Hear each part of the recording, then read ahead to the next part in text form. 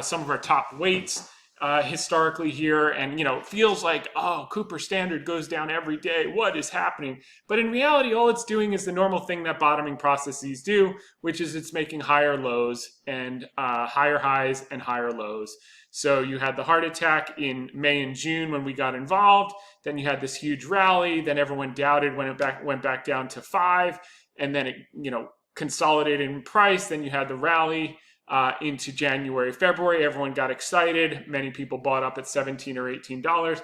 Now you're consolidating back down. Maybe it goes back down to the 200-day. Who knows? Earnings are May 3rd. But I got to say,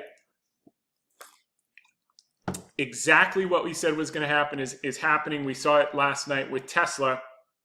And Tesla, by the way, is a client of Cooper Standard. They can't put their logo on their pitch book. But what's exciting is the big three were getting away with murder during COVID under the guise of the supply chain and some reality of the supply chain. Let's be fair.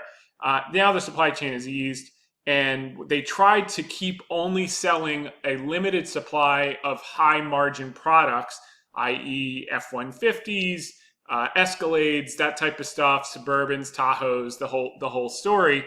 And I said, you just wait. What's going to happen once the supply chain easy? Hyundai is going to say, you don't want to make cheap cars? We're going to flood the market.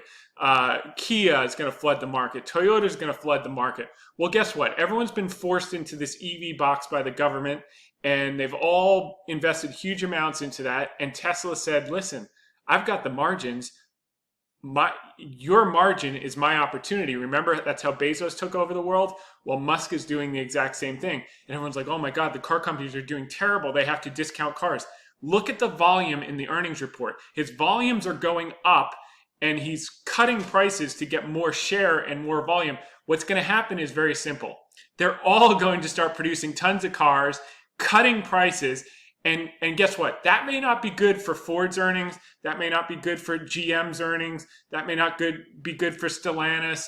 It may not be good for Tesla's earnings. It may not be good for Volkswagen's earnings. But the one thing you did see with Tesla was their revenues were up 24% year on year. Their car volumes were up.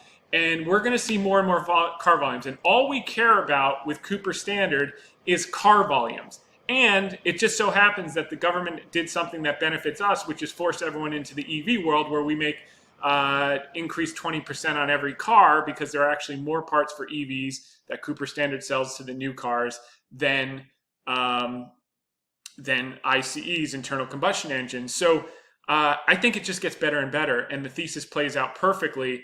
Now, people are saying, oh, but people are pulling wholesale lines, floor lines, and all that stuff. Those are predominantly from used car dealers. Used car dealers, in my view, are toast.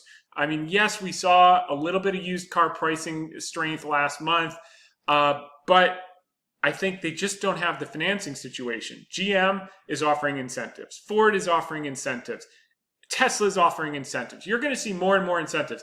And when the average car on the road is 13 and a half years old, the oldest that it's ever been in history, and the incentives are there in a 7% interest rate world, if they give you 0, 1, 2, 3%, and it's no longer selling at a premium to MSRP, and you've been waiting for 4 years because you couldn't get any supply. Every time you ordered a Bronco, you had to wait 24 months.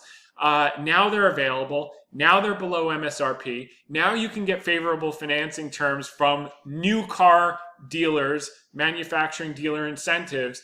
We're going to see the volumes. And I don't care what Ford's margins are. I don't own Ford. I don't care what GM's margins are. I don't own GM. I don't care what Tesla's margins are. I don't know. I am selling the pick and the axe to the gold rush, okay? Gold rush is everyone's trying to sell all these EVs. All I'm doing is selling the pick and the shovel to the speculators that are wondering which of these men are going to be left standing, last man standing, so to speak, of all these people rushing and trying to undercut each other to gain share. And that game is going to go. All they're doing is helping us with Cooper Standard, giving us more volumes, giving us more sealing around the door, fuel delivery systems, cooling systems, etc., that we can sell all day long. So don't get mistaken, which the market does, or the algos do, or whatever, by auto parts dealers that are selling into O'Reilly, into Advanced Auto Parts, into the used car market. I think those guys are done. They've had a run. Don't get confused by GM margins contracting or Ford losing money or any of that stuff. All you care about is aggregate volumes. And we're going to talk about aggregate volumes. They're going up. They're well above average now. They're starting to recover. And that's all we need to see. New cars, incentives, volumes. And I want to play a little clip from Elon Musk this morning from his earnings call last night, just to get the clear picture out so everyone can be crystal clear on what to be focused on when you hear all the noise day to day. Let's begin with Tesla, though, down sharply in the pre-market. These price cuts resulting in the company's lowest quarterly gross margin in about 2 years. On last night's call, Elon Musk did highlight that sales growth is still a top priority. While we reduced prices considerably in early Q1, it's worth noting that our operating margin remains among the best in the industry. We've taken a view that pushing for higher volumes and a larger fleet is the right choice here versus a lower volume and higher margin. It's better to ship a large number of cars at a lower margin and subsequently harvest that margin in the future as we perfect autonomy. This is an extremely important point. Here you go. And we're back. So that's the story here. This is just going perfectly according to plan. Rally, consolidation, rally, consolidation. We'll have more rallies and more consolidations as